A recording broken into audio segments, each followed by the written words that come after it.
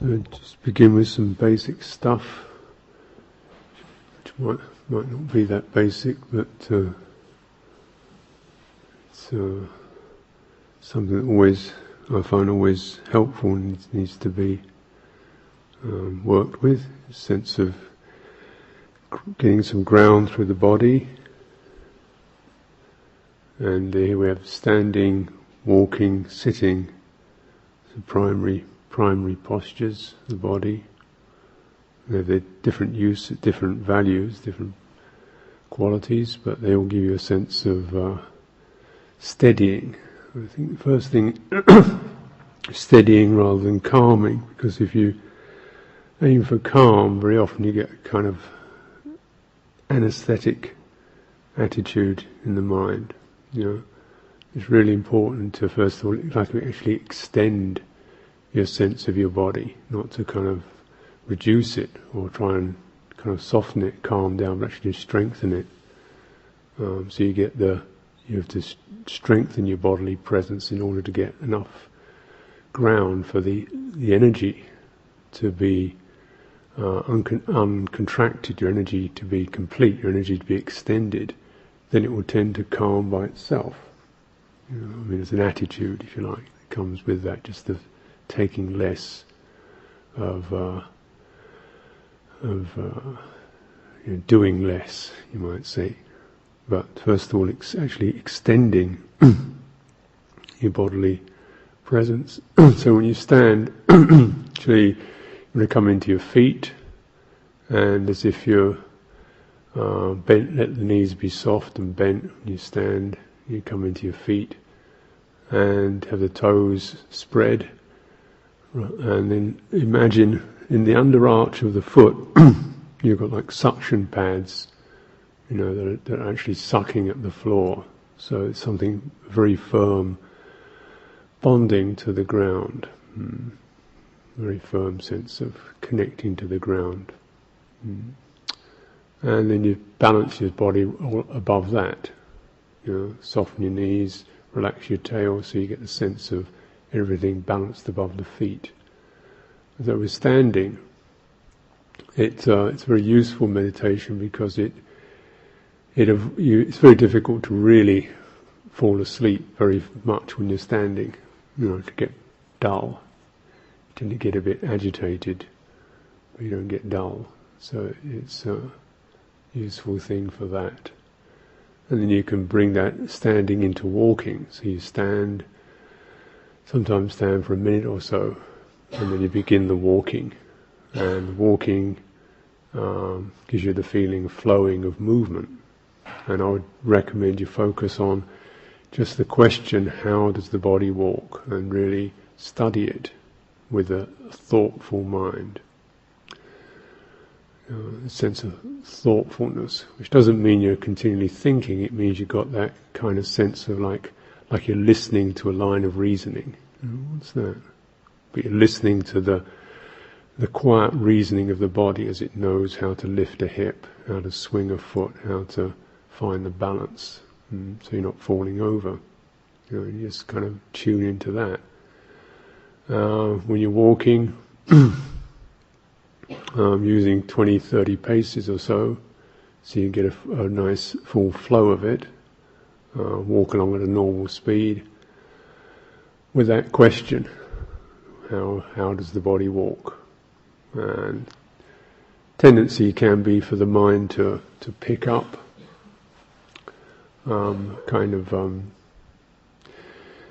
start its stories going. And first of all, it will do that by interrupting the rhythm of the walking. So what happens is, after a while, you start to get into automatic. You're just cruising along and not really with it, so your mind's got room to move off. Because it's not actually listening to the walking. It's kind of, it's taking the walking for granted. Walking's happening, great, now I can wander off somewhere. So you'll find that you'll probably start to speed up a bit. Walk faster. So then you've got to keep breaking the automatic, going into automatic with walking. Stop. Slow down, speed up, stop, go back to standing. So you keep like you're training a little dog. Sometimes you just pull it back, sit, move it along, sit. You keep adjusting it so the mind comes out of its own stories, which is one of the great things to do, an important thing to do when we meditate.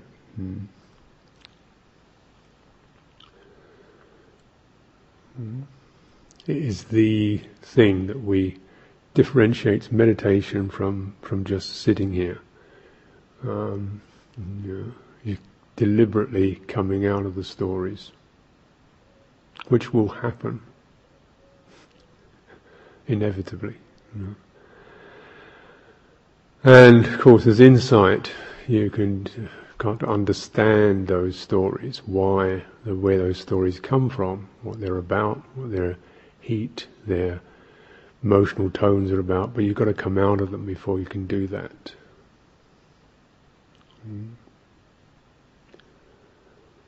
So, just pulling out. Use walking meditation. It's very good for settling energy, because it allows you to flow, to move. It's not tight, restrictive, and yet you've got that continual coming back, and then standing at the end of each end of each of the path, turn round, stand, and you can moderate that.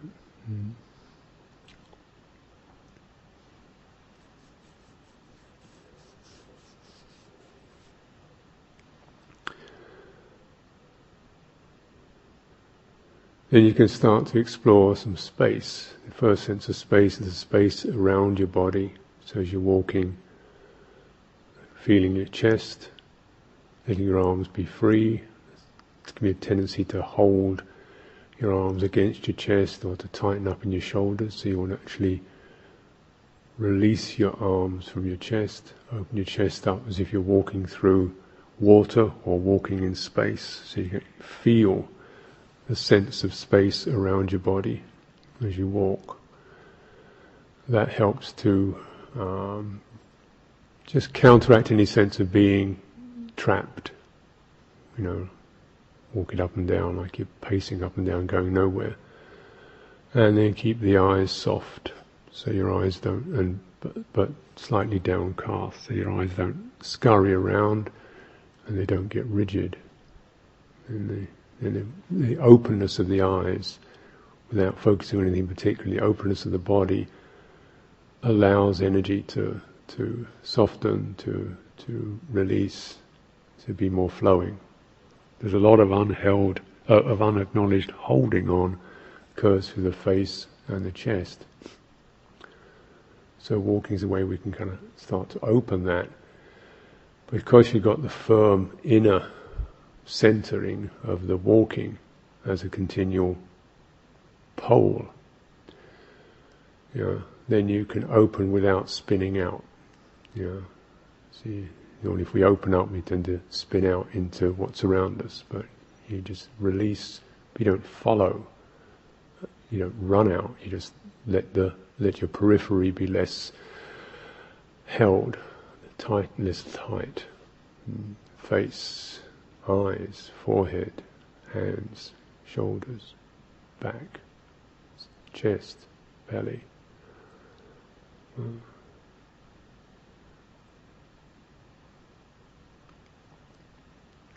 There's a rhythm with walking as well that establishes itself, the movement from weight, pressure of the foot, to the lightness of the leg that moves.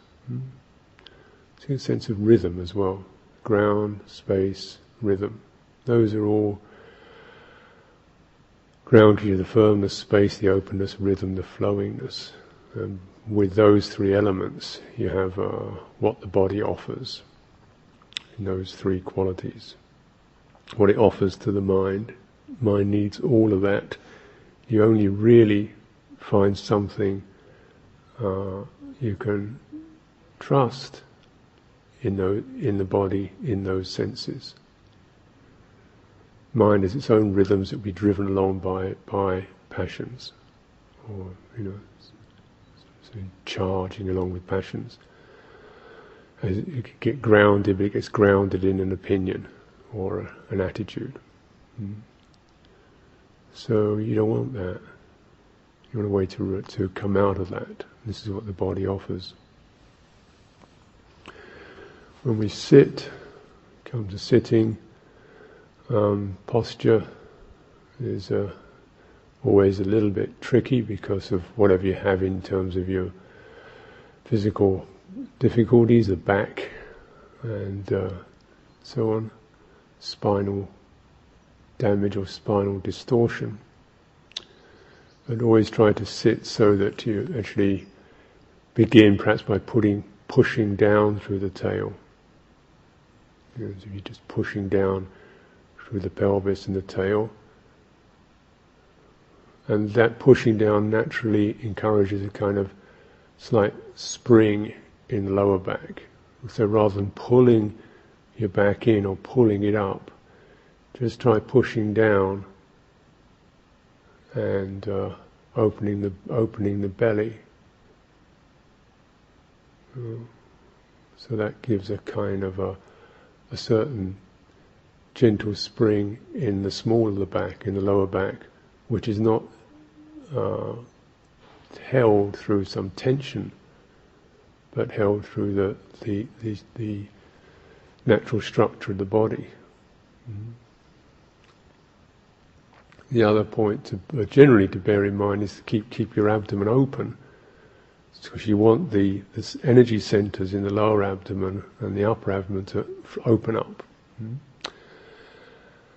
And in this, so the tendency when we lose posture is that the abdomen closes, you fold over, it's closing down.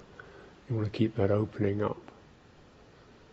Then the breath will tend to gather there. Your breath energy will gather there in the abdomen. You don't want it up in your chest.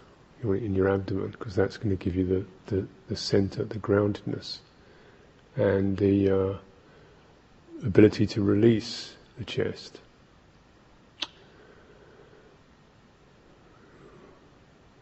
So then also in the middle of the back, to draw the point in between the shoulders towards the heart. So between the tips of the shoulder blades, it's like drawing in towards the heart to check the tendency to hunch the shoulders. And if your shoulders do hunch, there's no point in pulling them up to try and straighten up. You've got to actually push in the middle of the back, and the shoulders will naturally widen and drop. So right behind the breastbone.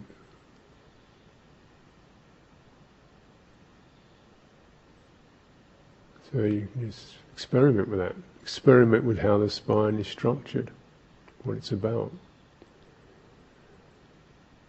Then you push in through that place in the middle of the back. That will tend to bring your neck into upright, and your head can rest, the skull can rest on top of the neck. If your neck comes forward, always going to feel slightly drowsy or muzzy or preoccupied with thoughts. So the neck is part of the spine, and the head should just rest on top of the neck, the spine, rather like a ball on top of a fountain of water. And so there should be almost no effort in the neck, because it's the balance rather than the muscles that hold it. And then you can relax the jaw, the temples, the eyes, the forehead. So there's a sense of when you have the balance and the ground, which is this upright axis from the tail up into the skull, the spinal axis, you've got that inner strength, then you can relax and open up the rest. So that's important, because it's the relaxing that opens up the energy centers. So you need to have energy flowing. If you're tight, if you're holding yourself tight, then you don't get the right flow of energy. And so you get kind of rigid or dull or forceful.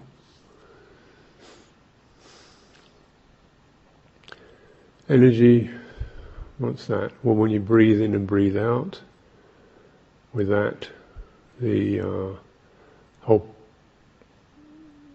why the body's breathing in and breathing out is to get energy. It's to circulate and energy. So it's energy goes along with breathing in and out, but it's not actually the same as the track of the air. It's stimulated by the air, by that movement, but it's not the same. So as your breath gets subtler and finer, if you tune into energy, energy actually gets brighter and clearer. If you have the right posture, if you have the energy channels open. If you don't have the energy centers open, then as your breath gets subtler, we tend to get more dull, foggy. First energy center that we bear in mind, first of all is the tail. You press down to the floor, you open up the tail. Second will be in the lower abdomen. So if you find the place when you breathe out, and you actually even slightly push the out breath, you feel place in your lower abdomen clenching. If you do it deliberately, then you just relax that. So that place where you, right at the end of the out breath, that's where your energy, your breath energy is going to gather at the center.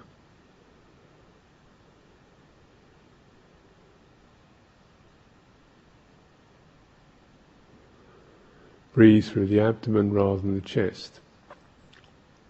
So it may be the case that we breathe through our chest and diaphragm, but this will always give you a shallow and kind of somewhat lifeless breath. So you want to breathe through the abdomen. So when you breathe all the way out, and then hold the out breath. So you don't have any air. You breathe all the way out, and to find that, and you'll find that after a while a pressure builds up, and you can hold that pressure, and then very gently release. Let that pulling in the abdomen draw air in through the nostrils. Take as little as possible. Take it slow. And that fine thread stimulates the energy, because you're connecting it to this energy center in the lower abdomen.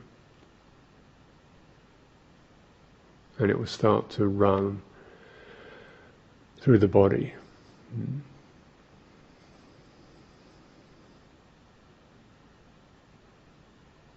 One of the points of having the chest relaxed is so the chest center can open up, which is approximately in the center of the chest. So if your shoulders are loose and are not hunched, and your chest is relaxed, then this takes the closure, opens up the closeness or the tightness of the chest, so you get a sort of a slight or discernible energizing that occurs in the center of the chest on the in-breath.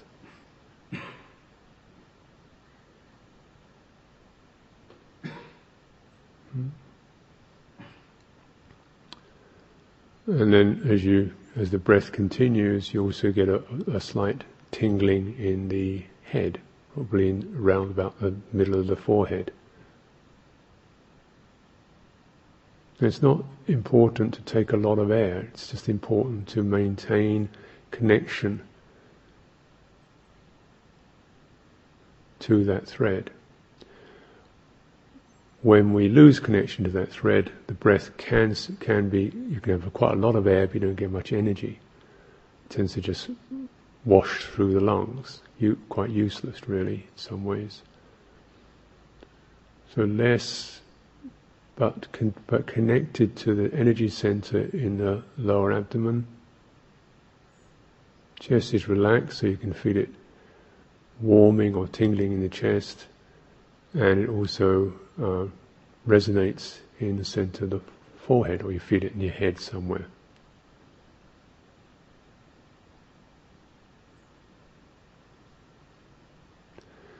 The in-breath tends to have a brightening effect, and the out-breath has a softening effect. That's the rhythm.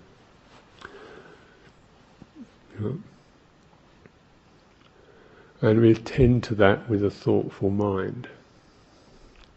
You may need to think a little bit, like, where's the breathing now? But I would suggest thoughtfulness rather than thinking, which means just as if you're listening to a line of reasoning. Is that it? Where is that? How is that? That sort of continual pointing and questioning. Vitaka vichara. So that will provide a center, like an axis of breath energy that is connected to or runs along parallel or in line with the spine. So it's got the grounded effect. The body around it is open, spacious, and you've got this rhythm, breathing in, breathing out.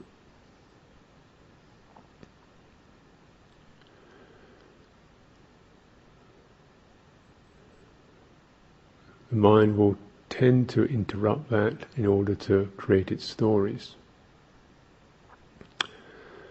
So whenever we notice we're in a little story somewhere, or it's that moment of recognition, pause,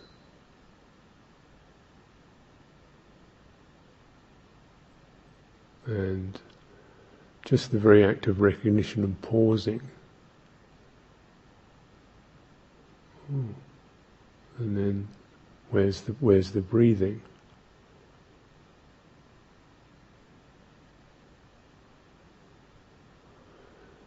Recognize and pause, so there isn't a reaction or a tightening, breathe, it's not that kind of jump to it, but pause. And you almost sense the storyline start to melt. And then as you feel the energy of the compulsive thought slow or break or soften, you wait for that thought, the compulsive thought to start to check or soften, then you introduce a deliberate thought. So it's not a fight. The very act of recognition will soften the compulsiveness of the thinking, because you're almost watching the beginning of the thought.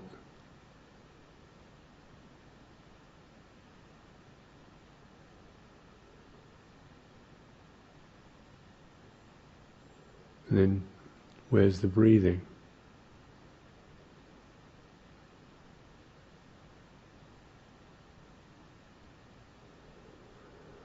Patience and persistence.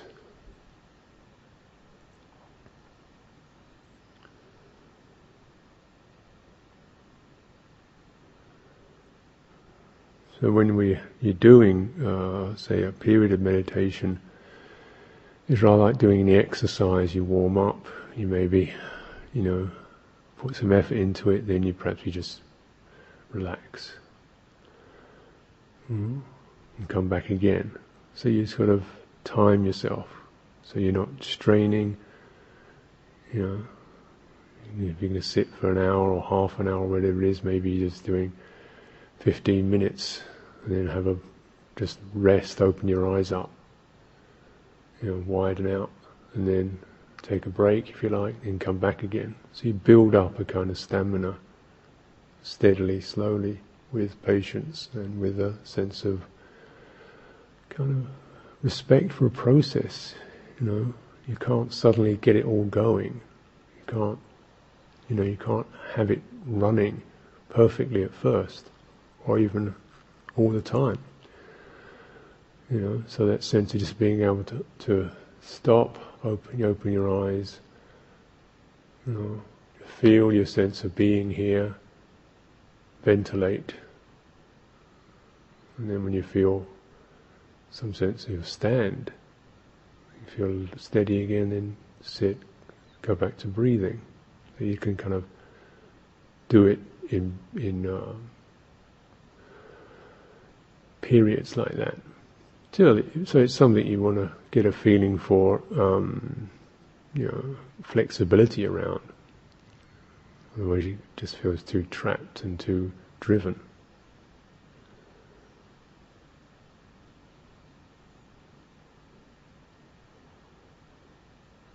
And you may notice, just question, where does a thought begin? Where does it end?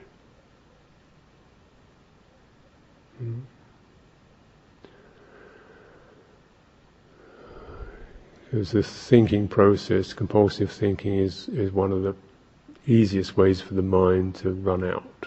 So you want to keep checking, catching that, the place where it starts to crystallize.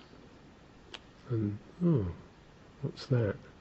Just that attention there helps to check the crystallizing of thought. So it becomes more like smoky moods, and then deliberate thought. Where's the breathing? Am I breathing? What's happening? Where's the body? So like that, you train the mind, draw it back.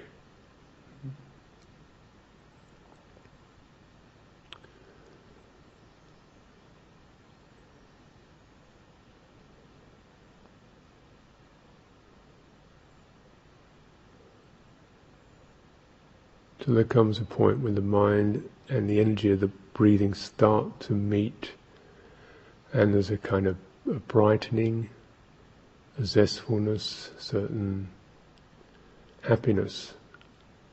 And we've started to overcome the sludge, clean the sludge, the mud of the mind, or soothe its jangledness through this quality of brightness and happiness.